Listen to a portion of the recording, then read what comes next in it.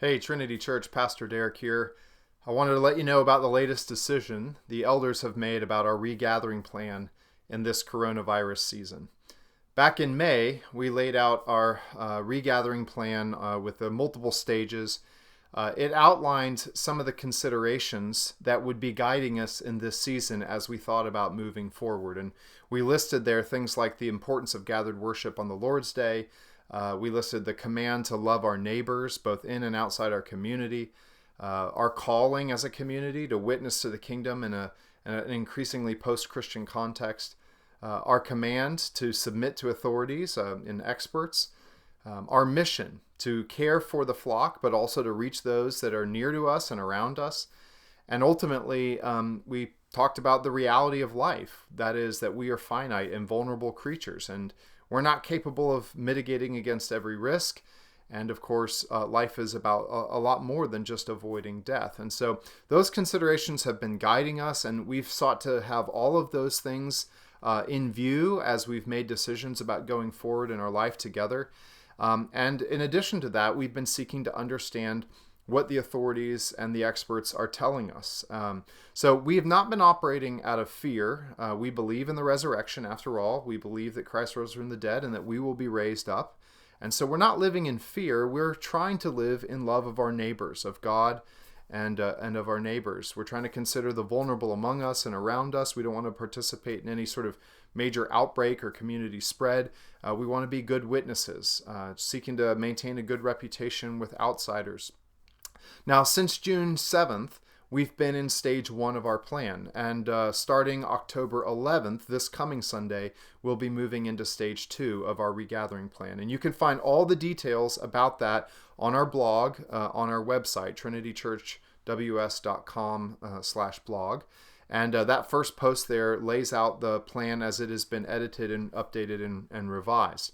But I do want to explain why we're moving to the next stage, and then I want to highlight a few of the things that are changing, particularly what's coming with this new stage, some of the small things that are a little different.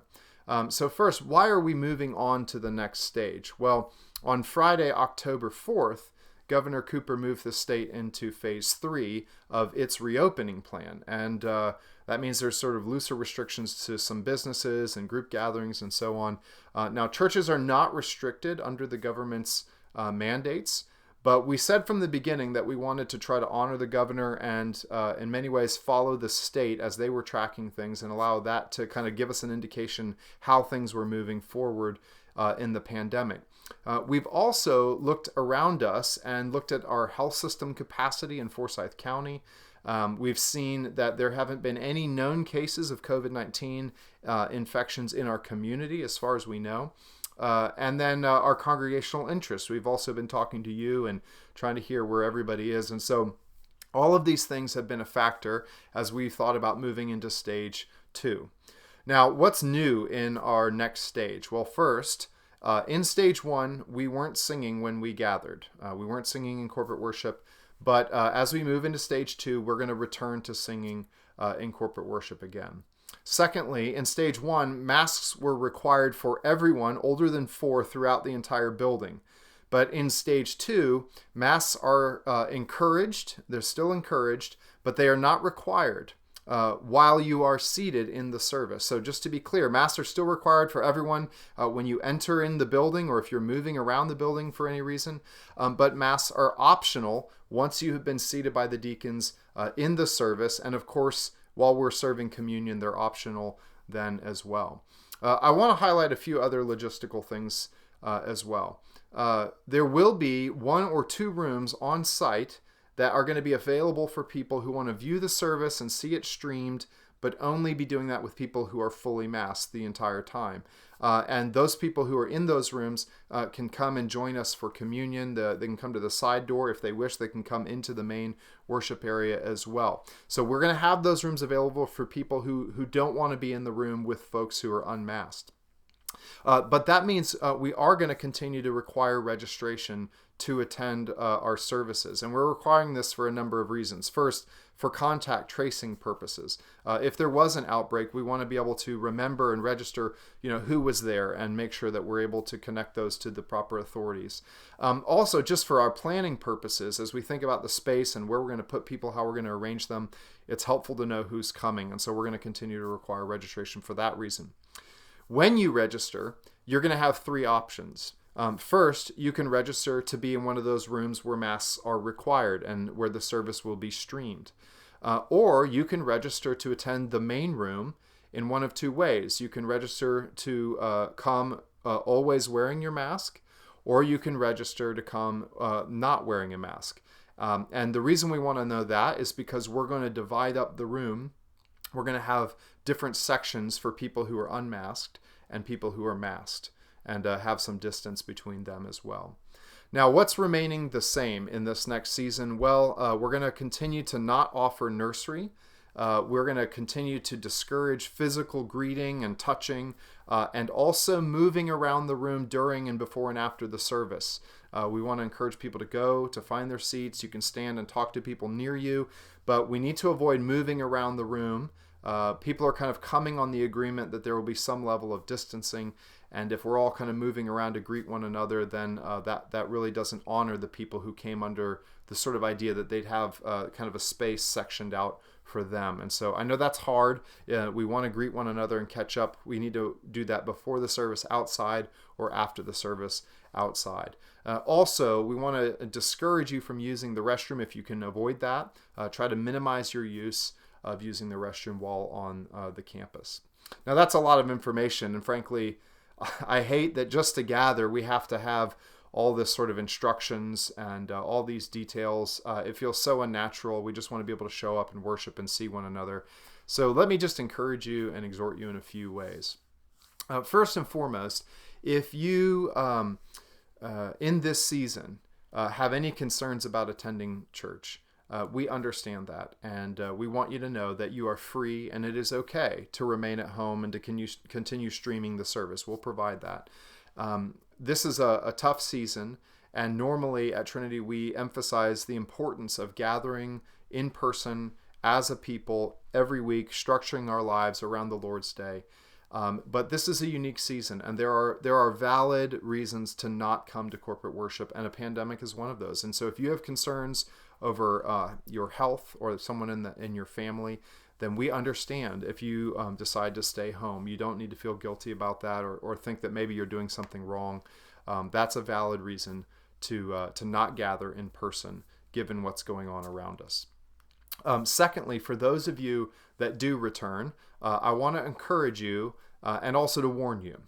I want to encourage you to show great patience with us as elders, especially, because we know that you're not going to like some of the particulars of what we've decided.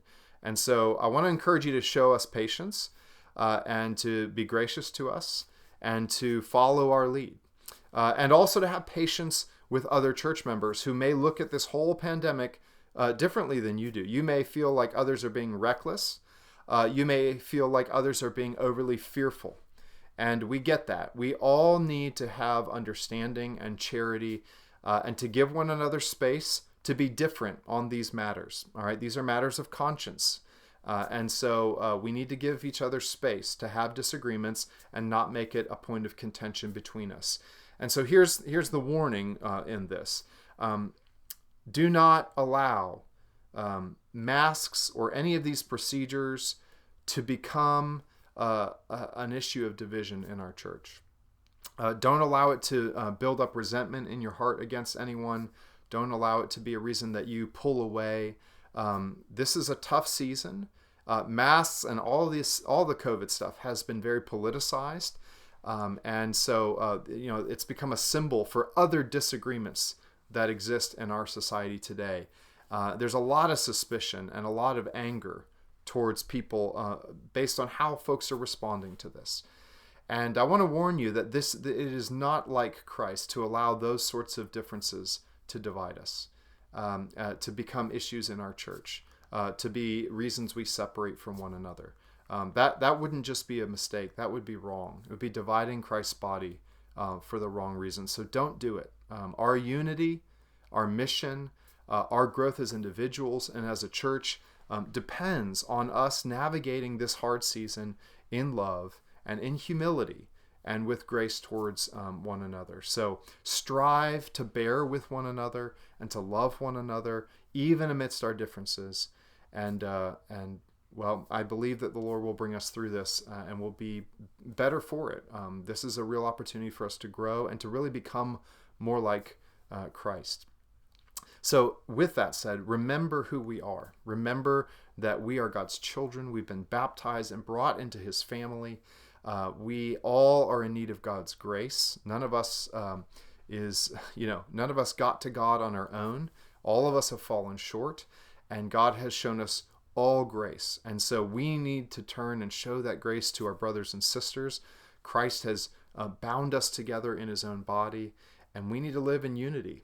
And we need to allow the Spirit to guide us to honor one another in this season. So let's remember who we are.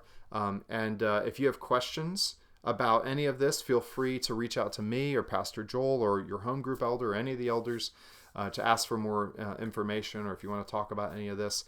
Like I said, you can get all the details on the website, trinitychurchws.com/blog. And just know that I'm praying for you and we are praying for you. And it is our hope that you will be finding peace amidst this very anxious season. I look forward to seeing you soon.